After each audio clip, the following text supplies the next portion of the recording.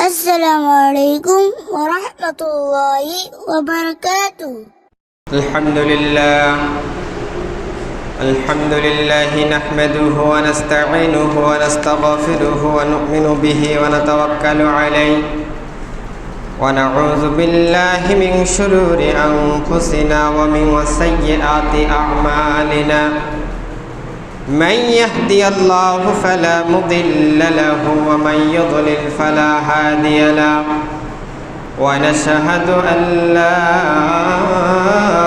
إله إلا الله وحده لا شريك له وداعيا إلى الله بإذنه وسراجا وقمرا منيرا. أما بعد فأعوذ بالله من الشيطان الرجيم. بسم الله الرحمن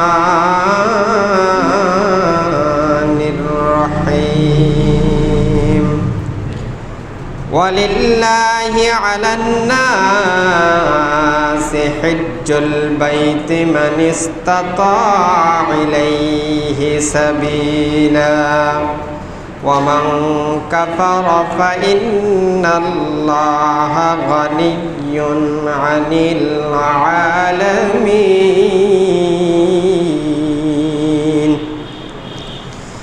وقال رسول الله صلى الله عليه وسلم: الحج المبرور ليس له جزاء إلا الجنة أو كما قال على النبي الصلاة والسلام. محترم মুসল্লিয়ানে কেরাম, সমস্ত প্রশংসা সেই মহান আল্লাহ তাআলার দরবারে যে আল্লাহ রাব্বুল আলামিন আজ পবিত্র জুমা মুবারকের দিনে দুনিয়ার বিভিন্ন প্রকারের মায়াজাল বেড়াজাল থেকে আমাদেরকে হেফাজত করে অত্যন্ত ভালোবেসে দয়া করে মায়া করে আল্লাহ রাব্বুল আলামিন পবিত্র জুমা মুবারকের দিনে জুমা মসজিদে আসার এবং বসার তৌফিক দান করেছেন। সেই মহান মালিকের দরবারে অন্তরের অন্তরস্থল থেকে কালিমাতুশ শুকর যাপন করি, সকলে বলি আলহামদুলিল্লাহ। অজস্র কোটি দরুদ ও সালাম নাজিল হোক বিশ্বের মানবতার মুক্তির দিশারি জিগর গোশায় আমেনা হযরত রাসূল কারীম, সকলে মুহাব্বতান বলি সাল্লাল্লাহু আলাইহি ওয়াসাল্লাম। মোহতারাম হাজরিন, আমি আপনাদের সামনে পবিত্র কোরআন ও কারিমের যে আয়াতে কারিমা তেলাওয়াত করেছি এবং যে হাদিস শরীফ আমি পাঠ করেছি, এই আয়াত ও হাদিসে জিয়ারতে বাইতুল্লাহ তথা কাবা গৃহের জিয়ারত ও হজ সম্পর্কে আলোকপাত করা হয়েছে।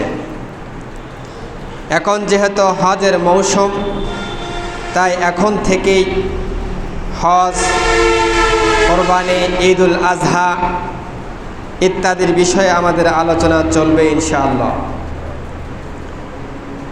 এখন আমাদের এই কথার পরিপ্রেক্ষিতে প্রশ্ন হতে পারে, হজের তো এখনও অনেক দেরি, হজের আবার মৌসুম কি? এ সমস্ত প্রশ্ন আমাদের আসতে পারে। জিলহজ মাসের 8 তারিখ থেকে শুরু হয় 12 তারিখ পর্যন্ত মাত্র এই 5 দিনে হজের যাবতীয় কার্যক্রম শেষ হয়ে যায়। তাহলে এত আগ থেকে আমাদের হজের প্রস্তুতি বা কী জন্য নিতে হবে, বা এত আগ থেকে আমরা হজের মাসে বা কেমনে বলবো, এ সমস্ত বিভিন্ন প্রশ্ন আমাদের আসতে পারে। এই প্রশ্নগুলির জবাব হচ্ছে, হজ 5 দিনের হলেও হজের মৌসুম হচ্ছে 3 মাস। হজের কার্যক্রম পরিচালনা হয় মাত্র 5 দিন, এটা ঠিক। তবে হজের মাস বা মৌসুম হচ্ছে 3 মাস। হজের একটি নির্দিষ্ট সময় সীমা রয়েছে। আল্লাহ তাআলা ইরশাদ করেন, আল হাজ্জু আশহুরুম মা'লুমাত। হজের কয়েকটি মাস আছে যা হচ্ছে সুপ্রসিদ্ধ, এজন্য বলা হয়েছে হজের মৌসুম। কারণ পবিত্র কোরআন ও কারিমে আল্লাহ রাব্বুল আলামিন সূরা বাকারার 197 নম্বর আয়াতের মধ্যে বলেছেন, আল হাজ্জু আশহুরুম মা'লুমাত। হজের কয়েকটি মাস আছে যা সুপ্রসিদ্ধ। এই আয়াতের ব্যাখ্যায় হযরত আব্দুল্লাহ ইবনে ওমর রাদিয়াল্লাহু তাআলা বলেন, হজের মাসসমূহ হচ্ছে শাওয়াল, জিলকাদ এবং জিলহজের প্রথম 10 দিন। অর্থাৎ কোনো ব্যক্তি যদি হজের ইচ্ছা করে এবং হজের নিয়তে শাওয়াল মাসে ইহরাম বাঁধে আর কোনো কারণে তার ইহরাম ছুটে না যায়, তাহলে ওই ব্যক্তি ওই উক্ত ইহরামে হজ আদায় করতে পারবে। তবে দীর্ঘ সময় ও অবস্থাতে থাকার কারণে এটা হচ্ছে মাকরুহ হবে, ফিকহের কিতাবগুলিতে লিখেছে। এজন্যই বলা হয়েছে হজের মাস 3টি, শাওয়াল, জিলকাদ এবং জিলহজ। আজ সারা পৃথিবীর লাখো লাখো মানুষ যাদের উপর হজ ফরজ হয়েছে এবং যারা হজের তৌফিক লাভ করেছেন, তারা জিয়ারতে হারামাইন শরীফের জন্য সার্বিক প্রস্তুতি গ্রহণ করেছেন। এই মুহূর্তে আমার এই বিষয়ে আলোচনার উদ্দেশ্য হলো, আমরা যেন হজের গুরুত্ব, মহত্ব এবং ফজিলত সম্পর্কে জানতে পারি এবং এর প্রতি উদাসীনতা প্রদর্শন করা ও কালক্ষেপণাত্বের ভয়াবহতা সম্পর্কে অবগত হতে পারি, লাভ করতে পারি। সে অনুযায়ী এ মহান জিম্মাদারি আদায়ের জন্য পূর্ণ প্রস্তুতি গ্রহণ করতে পারি। সেজন্য এত লম্বা টাইমের আগেই আলোচনা প্রয়োজন। তাহলে হজের গুরুত্ব ও তাৎপর্য কী? ইসলামী শরিয়াতের যে 5টি রকন রয়েছে বা 5টি বেনা রয়েছে বা 5টি ভিত্তি রয়েছে যা আমরা জানি, তার মধ্যে অন্যতম উল্লেখযোগ্য একটি রকন হচ্ছে হজ্জে বাইতুল্লাহ। হজ শব্দের শাব্দিক অর্থ হচ্ছে সংকল্প করা বা ইচ্ছা করা। শরীয়তের পরিভাষায় হজ বলা হয় নির্দিষ্ট মাসে, নির্দিষ্ট দিনে, নির্দিষ্ট সময়ে, নির্দিষ্ট স্থানে কতকগুলি কাজ শরীয়তের নির্দেশিত পন্থা ও পদ্ধতি অনুযায়ী আঞ্জাম দেওয়াকে হজ বলে। তাহলে শরীয়তের পরিভাষায় আমরা জানতে পারলাম যে নির্দিষ্ট মাসে, নির্দিষ্ট দিনে, নির্দিষ্ট সময়ে, নির্দিষ্ট স্থানে কতকগুলি কাজ শরীয়তের নির্দেশনার পন্থা ও পদ্ধতি অনুযায়ী আঞ্জাম দেওয়াকে হজ বলা হয়। হযরতে আব্দুল্লাহ ইবনে ওমর রাদিয়াল্লাহু তাআলা থেকে বর্ণিত আছে, রাসূলুল্লাহ সাল্লাল্লাহু আলাইহি ওয়াসাল্লাম ইরশাদ করেছেন, ওয়াকালা নবী সাল্লাল্লাহু আলাইহি ওয়াসাল্লাম, বুনিয়াল ইসলামু আলা খামসিন শাহাদাতান আল্লা ইলাহা ইল্লাল্লাহ, আল্লা ইলাহা ইল্লাল্লাহ ওয়া আন্না মুহাম্মাদার রাসূলুল্লাহ ওয়া ইকামাস সালাতি ওয়া ইতাইজ যাকাতা ওয়াল হজ্জা ওয়া সাওমা রমাদান।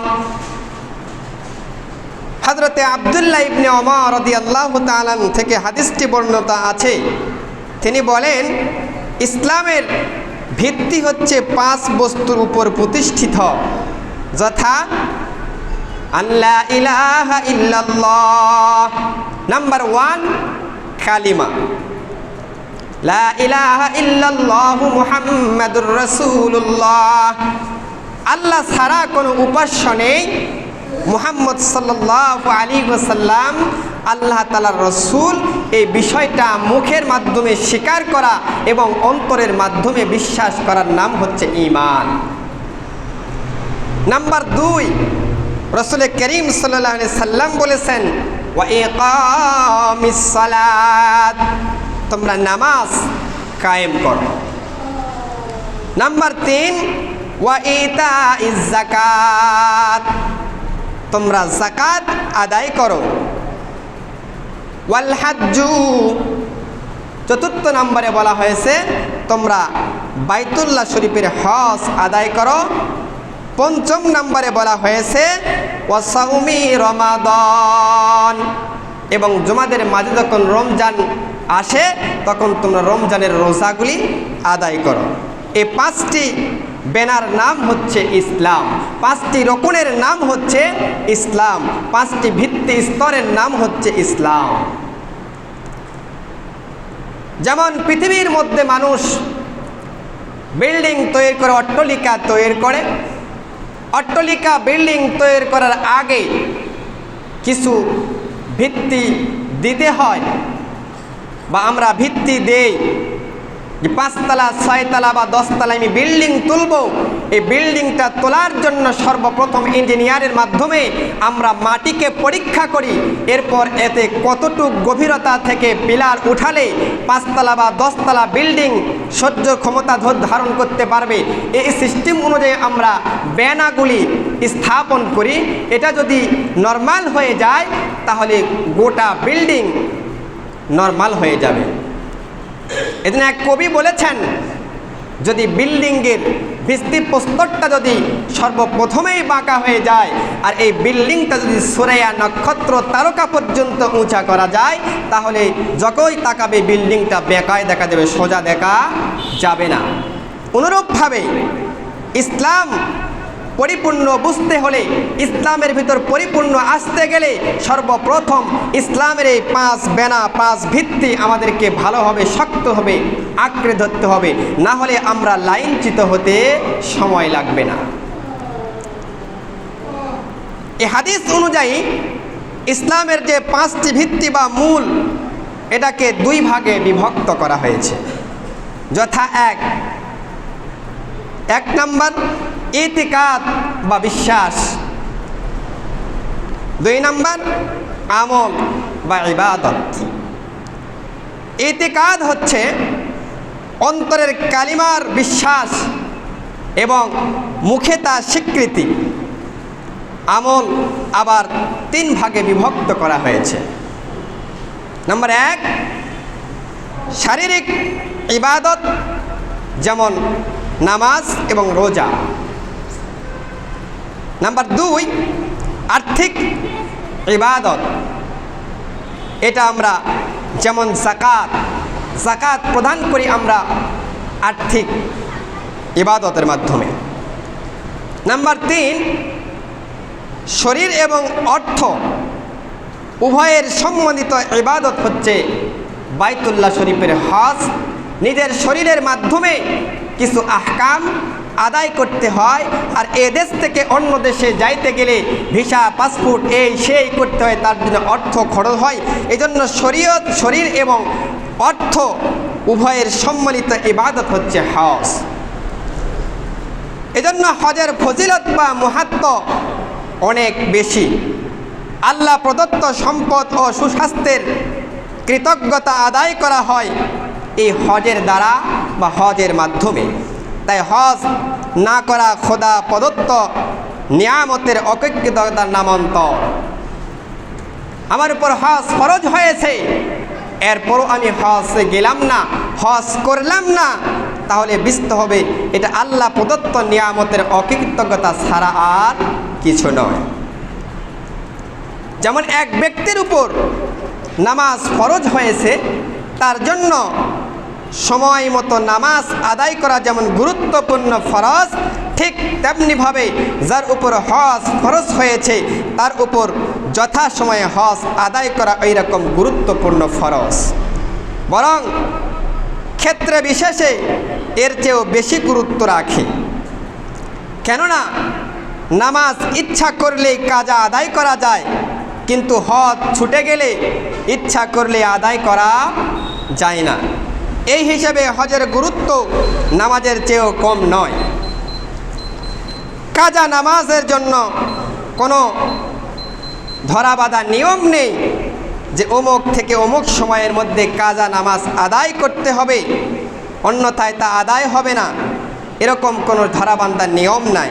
তবে শুধু ওয়াক্তে মাকরুহা, যে সমস্ত ওয়াক্তগুলিতে নিষেধ করা হয়েছে নামাজ পড়া ঠিক নয়, অথবা যে সমস্ত সময়গুলিতে নামাজ পড়া নিষিদ্ধ, এই সময় ব্যতীত যে কোনো নামাজের ওয়াক্তেই আমি যে কোনো কাজা, কয়েক ওয়াক্তের কাজা একশত আদায় করতে পারবো। যে কোনো জায়গায় যে কয় ওয়াক্ত ইচ্ছা আমি কাজা আদায় করতে পারবো বা যাই। তাই যাদের উপর হজ ফরজ হয়েছে তাদেরকে উদ্দেশ্য করে রাসূলুল্লাহ সাল্লাল্লাহু আলাইহি ওয়াসাল্লাম এক বাণী বলেছেন।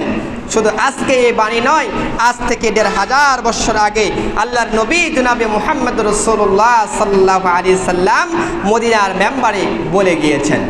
وقال النبي صلى الله عليه وسلم تعجلوا إلى الحج فإن أحدكم لا يدري ما يعرف له।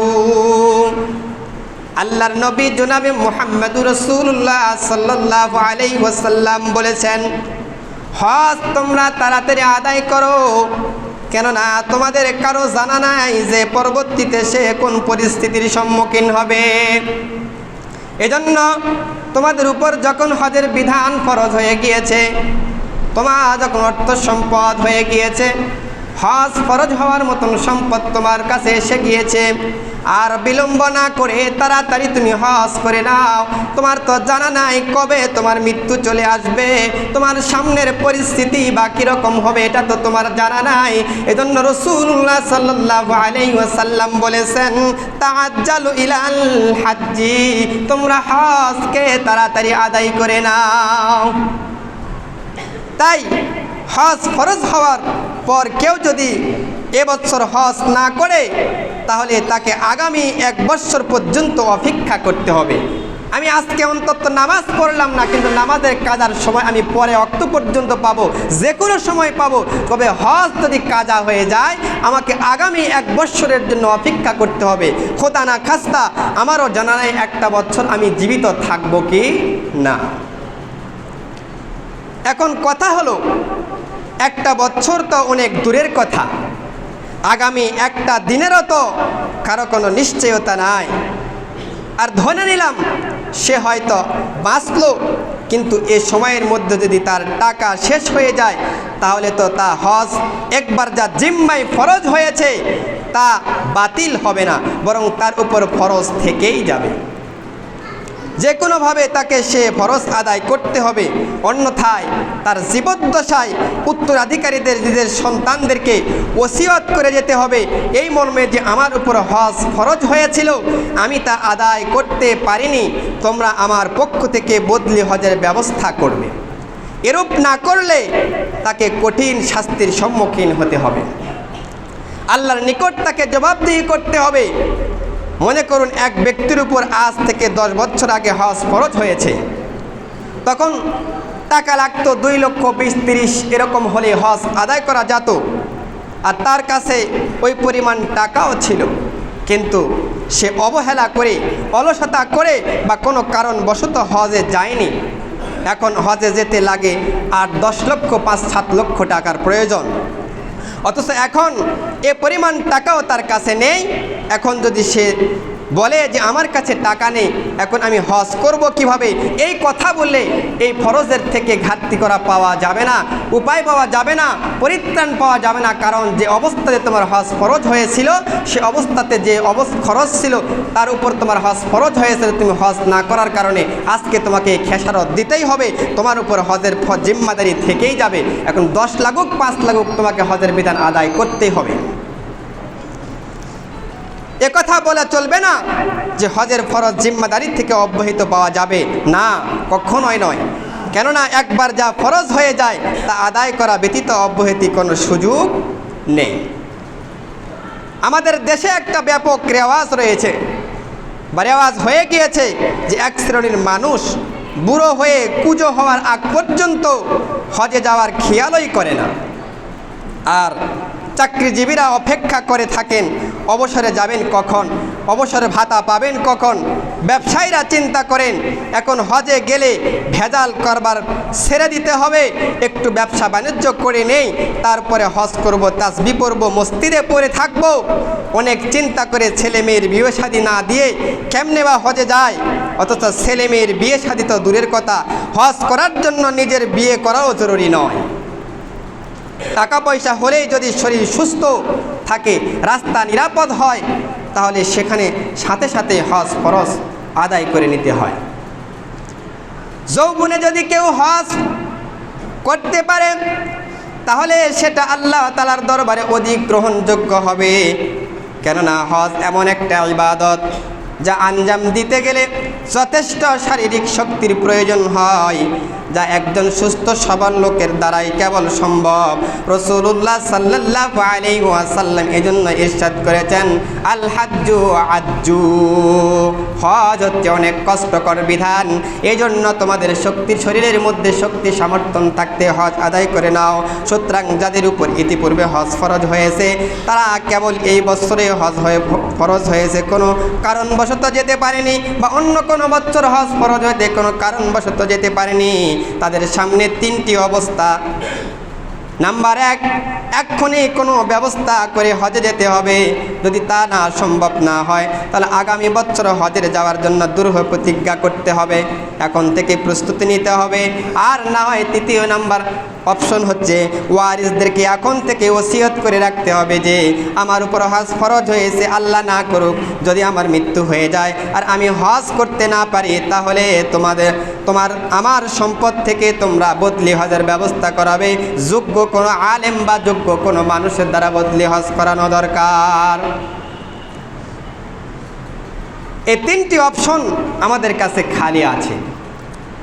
কমাস কম যদি আমরা এক্ষুনি ব্যবস্থা করে যেতে পারি তাহলে আলহামদুলিল্লাহ, না পারলে আগামী বছরের জন্য নিয়ত করা, না পারলে নিজের ওয়ারিসদেরকে ছেলে সন্তানদেরকে ওসিয়ত করে যাওয়া, আল্লাহ না করুক যদি আমি হজ ব্যতীত ইন্তিকাল করি তাহলে আমার পক্ষ থেকে আমার সম্পদ থেকে তুমি ছেলেকে ওসিয়ত করা যে আমাকে বদলি হজ করানো কোনো নেককার পরহেজগার মানুষের মাধ্যমে। এতক্ষণ আমরা হজের গুরুত্ব সম্পর্কে জানলাম। কেউ যদি কোনো বিষয়ে মৃত্যুর আগে ওয়ারিসদেরকে ওসিয়ত করে যে আমার সম্পদ থেকে তোমরা এই কাজটি করবে, এটা হচ্ছে মাসআলা শরীয়তের, এমতো অবস্থায় ওই ওসিয়ত কার্যকর করতে যদি মৃত ব্যক্তির পরিত্যক্ত সম্পদের 1/3 বা তার চেয়েও কমে যায় তাহলেও উক্ত ওসিয়ত পুরা করা ওয়ারিসদের জন্য ওয়াজিব। অনেক বাবা সন্তানকে ওসিয়ত করে গিয়েছে যে এই কাজগুলি আমার মরে যাওয়ার পর করবে বা এই কাজগুলিতে সাহায্য করবে। এখন বাবা মরে যাওয়ার পর সন্তান দেখে এতগুলি অর্থ, এতগুলি সম্পদ আমি আল্লাহ রাস্তায় দিয়ে দিব, অমুক কাজ করবো, অতএব কোনো দরকার নেই, যার শাস্তি সে খাটুক। এটা শরীয়তের মাসআলা হচ্ছে যদি তার এই ওসিয়ত আদায় করতে সম্পদের 3/1 বেশিও চলে যায়, তারপরেও তার এই ওসিয়ত আদায় করা ওয়ারিসদের উপর ওয়াজিব। যদি ওয়ারিসরা আদায় না করে তরকে ওয়াজিবের গুনাহ হবে। আর যদি 1/3 চেয়ে বেশি সম্পদের প্রয়োজন হয় তাহলে ওয়ারিসদের হক নষ্ট করে উক্ত ওসিয়ত পুরা করা ওয়াজিব হবে না। অর্থাৎ সম্পদকে 3 ভাগে বিভক্ত করবে। 3 ভাগে বিভক্ত করার পর 1 অংশের মাধ্যমে অথবা 1 অংশের কিছু কমের মাধ্যমে ওসিয়তটা আদায় করবে, আর বাকি সম্পদগুলি ওয়ারিসদের মাঝে বন্টন করবে।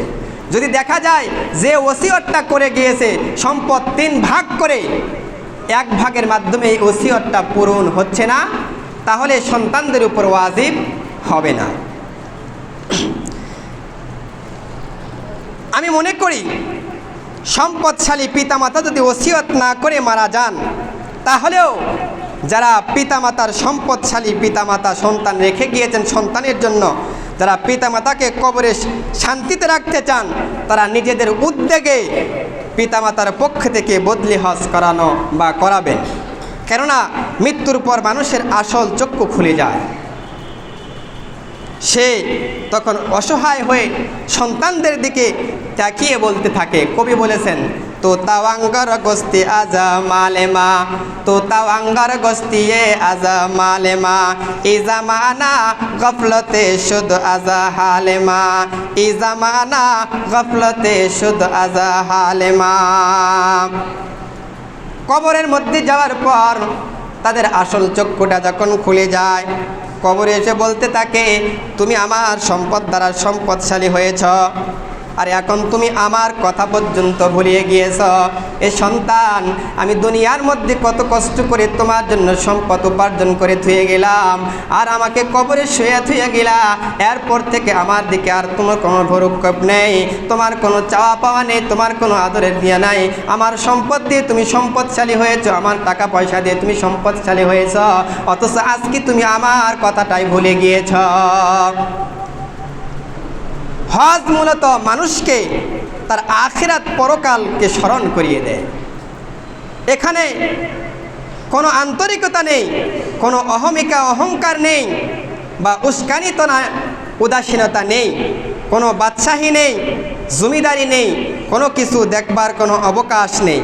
বরং ধনী গরিব, রাজা প্রজা, আরব অনারব, কৃষ্ণ শ্বেত বলো সাদা কালো, সবারই সেখানে একই পোশাক, একই কাজ, একই তালবিয়া, একই স্লোগান, লাব্বাইক আল্লাহুম্মা লাব্বাইক, লাব্বাইক লা শারীকা লাক লাব্বাইক, ইন্নাল হামদা ওয়ান নি'মাতা লাকা ওয়াল মুলকা লা শারীকা লাক।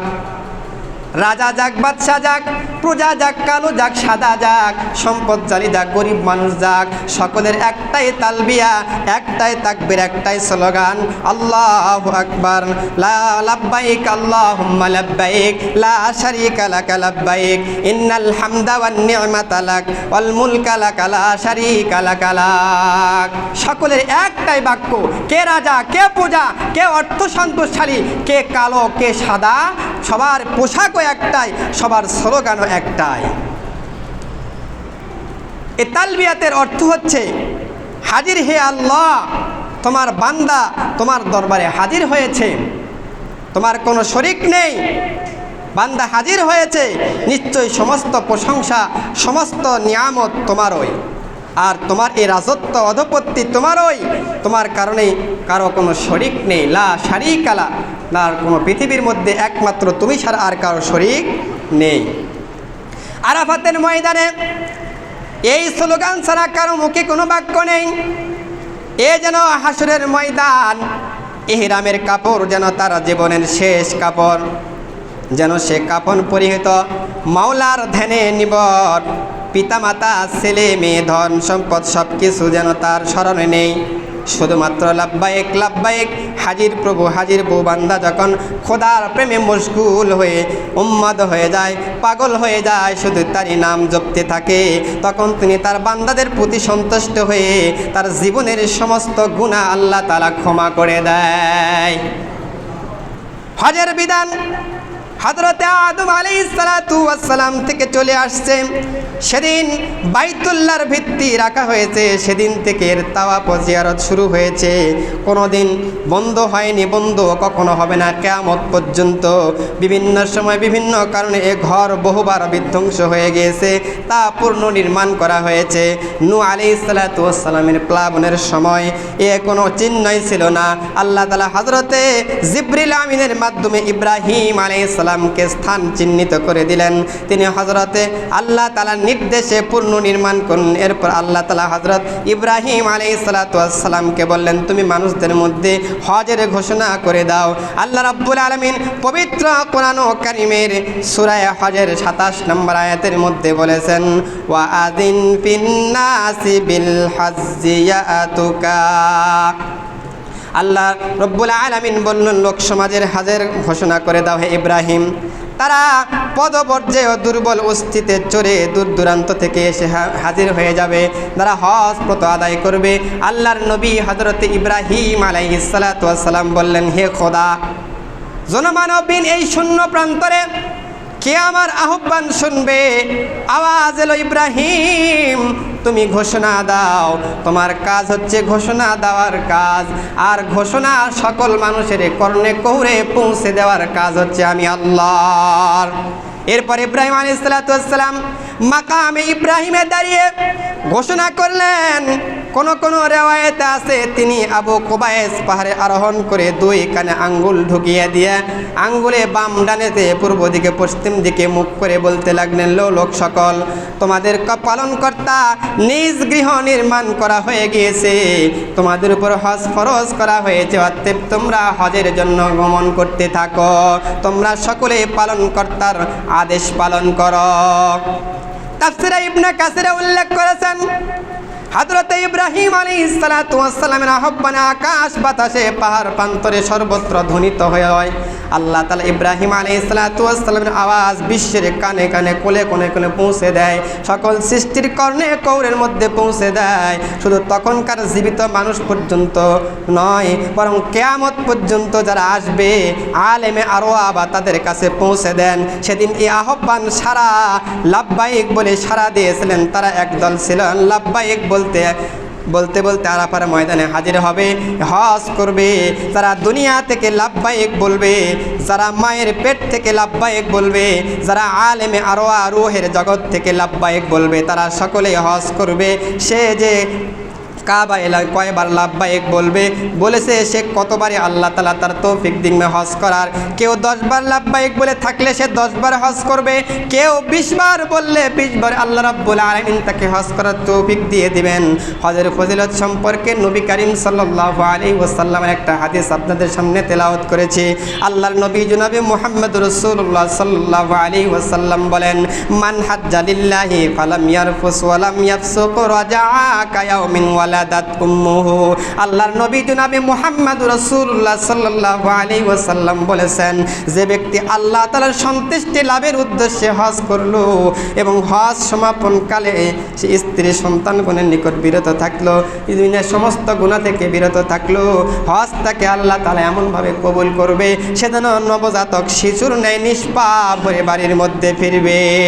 আল্লাহর নবী জনাবে মুহাম্মদ রাসূলুল্লাহ সাল্লাল্লাহু আলাইহি ওয়াসাল্লাম একটু পরে ইরশাদ করে জানায়া দেন, আল হাজ্জুল মাবরুরু লাইসা লাহুল জাযাউ ইল্লাল জান্নাহ। নবী করিম সাল্লাল্লাহু আলাইহি ওয়াসাল্লাম বলেছেন, কবুল হজের বদলা হলো আর কোনো বদলা নেই, একমাত্র তার বদলা হচ্ছে জান্নাত।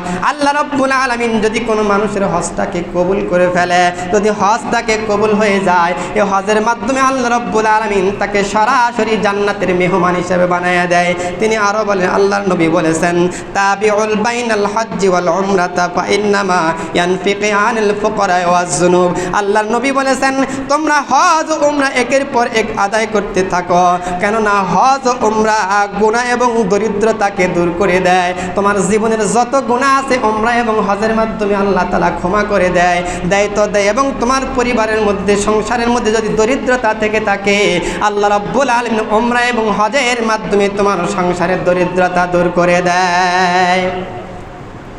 ইসলামী শরিয়াতের মধ্যে হজ ফরজ হল নবম হিজরিতে সর্বপ্রথম হজ ফরজ হয়েছে আমাদের বিধানে। শরীয়তে ইসলামীতে রাসূল করিম সাল্লাল্লাহু আলাইহি ওয়াসাল্লাম ধর্মীয় ব্যস্ততার দরুন সে বছর হজ করতে পারে নাই। তখন তিনি হযরতে আবু বকর সিদ্দিক রাদিয়াল্লাহু তাআলাকে আমিরুল মুমিনিন হজ মনোনীত করে হজের মধ্যে পাঠালেন। দশম হিজরিতে আল্লাহর নবী জনাবে মুহাম্মদুর রাসূলুল্লাহ সাল্লাল্লাহু আলাইহি ওয়াসাল্লাম প্রায় সমস্ত সাহাবীকে সঙ্গে নিয়ে হজ করেন এবং বিদায় হজের ঐতিহাসিক ভাষণ দেন। হজ ফরজ হওয়ার সম্পর্কে পবিত্র কোরআনের ২৩ ভাষায় ঘোষণা করা হয়েছে। আল্লাহ রাব্বুল আলামিন বলেন, মানুষের মধ্যে যারা যেখানে বাইতুল্লাহ শরীফে যাওয়ার সমর্থন রয়েছে, আল্লাহর উদ্দেশ্যে ওই গৃহে হজ করার জন্য অবশ্যই তার জন্য কর্তব্য, এবং কেউ তা প্রত্যাখ্যান করলে সে যেন সে যেন যে জেনে রাখুক নিশ্চয় আল্লাহ তাআলা বিশ্ব জগতের মুখাপেক্ষী নন। হজ ফরজ হওয়া সম্পর্কে রাসূলুল্লাহ সাল্লাল্লাহু আলাইহি ওয়াসাল্লাম ইরশাদ করেছেন, ইন্নাল্লাহা কদ ফারাজা আলাইকুম হাজ্জা ফাজাহু, তোমরা আল্লাহ তাআলা তোমাদের উপর হজ ফরজ করেছে, অর্থাৎ সুতরাং তোমরা হজ করতে থাকো। আল্লাহর নবী জনাবে মুহাম্মদুর রাসূলুল্লাহ সাল্লাল্লাহু আলাইহি ওয়াসাল্লাম আজ থেকে ১৫০০ বছর আগে মদিনার মেম্বারে এসব সমস্ত কথা বলে গিয়েছেন। আল্লাহ তাআলা মানব জাতির প্রতি হজ ফরজ করেছেন। শর্ত সাপেক্ষে হজ হচ্ছে শর্ত হচ্ছে মুসলমান হওয়া। হজ করার জন্য প্রথম শর্ত হচ্ছে মুসলমান হতে হবে, সাবালক হতে হবে, সুস্থ হতে হবে, স্বাধীন হতে হবে, বাইতুল্লাহ পর্যন্ত পৌঁছানোর সমর্থন থাকতে হবে। সমর্থনের ব্যয় ভার মধ্যে যদি না থাকে তাহলে তার উপর হজ ফরজ হবে না। এই সংশ্লিষ্ট শর্তকে যদি সমস্ত মানুষের মধ্যে পাওয়া যায়, সমস্ত মানুষগুলির উপর আল্লাহ রাব্বুল আলামিন হজের বিধানকে ফরজ করে দিয়েছেন। মহিলাদের জন্য এ সমস্ত কিছুর মধ্যে মাহরাম পুরুষের সঙ্গে হজ করতে হবে। যদি মহিলাদের উপর হজ ফরজ হয়ে যায়, তারা তাদের ছেলে সন্তান অথবা স্বামী অথবা বাবা অথবা ভাই এরকম গাইরে মাহরাম ছাড়া মাহরাম যে সমস্ত ব্যক্তি এই সমস্তকে মানুষকে সঙ্গে করে নিয়ে হজে যাওয়া তাদের জন্য ফরজ হয়ে যাবে।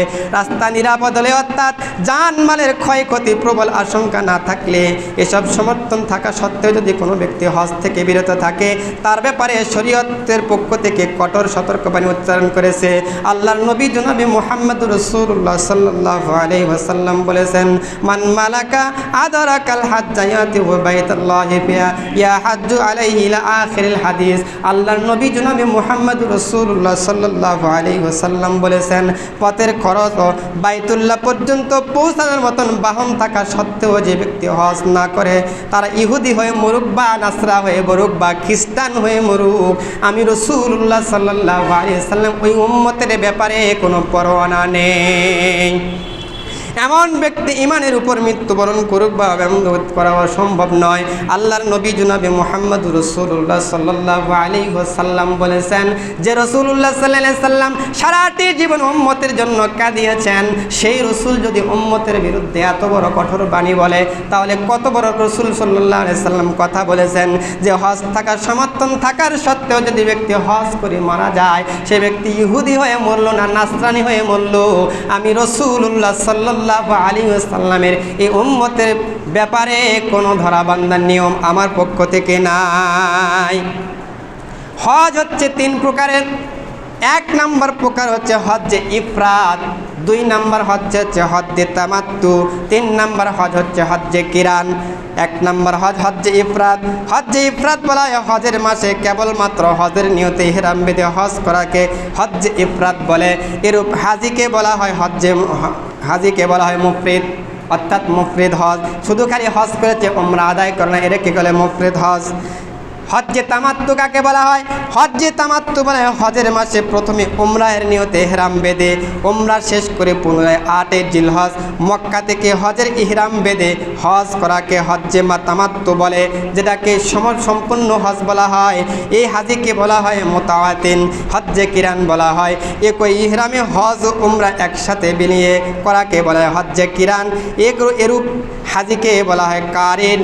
এই 3 প্রকার হজের মাধ্যমে কিরান হজ হচ্ছে সবচাইতে উত্তম, যে হজটা হচ্ছে এক ইহরামে উমরা এবং হজের কার্যক্রম সমাপন করা হয়। এটা একটু কষ্টকর বিধান, একটু কষ্ট হয়ে যায়। এই জন্য আল্লাহর নবী জনাবে মুহাম্মদুর রাসূলুল্লাহ সাল্লাল্লাহু আলাইহি ওয়াসাল্লাম বলেছেন, জীবনে যদি তোমরা কখনো হজ করতে চাও তাহলে তোমরা হজ্জে কিরান আদায় করবে, কারণ এই হজ্জে কিরান আদায় করার মধ্যে বেশি সওয়াব আল্লাহ রাব্বুল আলামিন লিপিবদ্ধ করে রেখেছেন।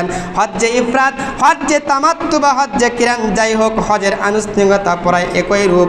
হজের আনুষ্ঠানিকতা শুরু হয় ইহরাম বাঁধার মাধ্যমে। ইহরামে ঘর থেকে বাঁধা বা এয়ারপোর্ট থেকে বাঁধলেই সুবিধা হয়, তা না হলে মিকাত অতিক্রম করলে আমরা হজ থেকে ইহরাম আমরা বাঁধতে হবে, এই জন্য আবার মিকাত থেকে ফিরে আসতে হবে যদি আমরা হজে যাইতে চাই। এই জন্য হজে যাওয়ার শুরুতে সর্বপ্রথম এয়ারপোর্টে গিয়ে আমরা ইহরাম বেঁধে নেব। কারণ যখন আমরা প্লেনে উঠবো মিকাতটা পার হয়ে গিয়ে জিদ্দা এয়ারপোর্ট বিমানবন্দর, এই এই জন্য মিকাত পার হয়ে গেলে আমার এহরামটা ছুটিয়ে যাবে। এই জন্য রাসূলুল্লাহ সাল্লাল্লাহু আলাইহি সাল্লামের বিধান অনুযায়ী ফিকহের কিতাবের মধ্যে বলেছে, বাংলাদেশের মানুষদের মধ্যে যখন হজের উদ্দেশ্যে রওনা দিবে তারা সর্বপ্রথম এহরাম বাঁধিবে হচ্ছে এয়ারপোর্টের মাধ্যমে, যাতে করে এই ইহরামের মাধ্যমে উমরা শেষ করে যেন হজ আদায় করতে যায়। হজ একই ইহরামে হজ এবং উমরা আদায় করলে রাসূলুল্লাহ সাল্লাল্লাহু আলাইহি সাল্লাম বলেছেন, তোমরা যারা পৃথিবীর মধ্যে মানুষ যারা হজ করতে চাও তারা যেন এই সমস্ত হজ্জে কিরান এবং হজ্জে তামাত্তু বাদ দিয়ে যেন তোমরা হজ্জে কিরান আদায় করো। কারণ হজ্জে কিরানের মধ্যে সওয়াব বেশি রাখা হয়েছে, তার কারণ কষ্ট যে কাজের মধ্যে বেশি, সওয়াবও সেই কাজের মধ্যে বেশি। আল্লাহ রাব্বুল আলামিন সকলকে সহিহ বুঝে আমল করার তৌফিক দান করুক, আমিন। ওয়া আখিরু দাওয়ানা আলহামদুলিল্লাহি রাব্বিল আলামিন। তারা সুন্নত পড়ি নাই, কাবলার জুমার সুন্নত আদায় করে নেয়।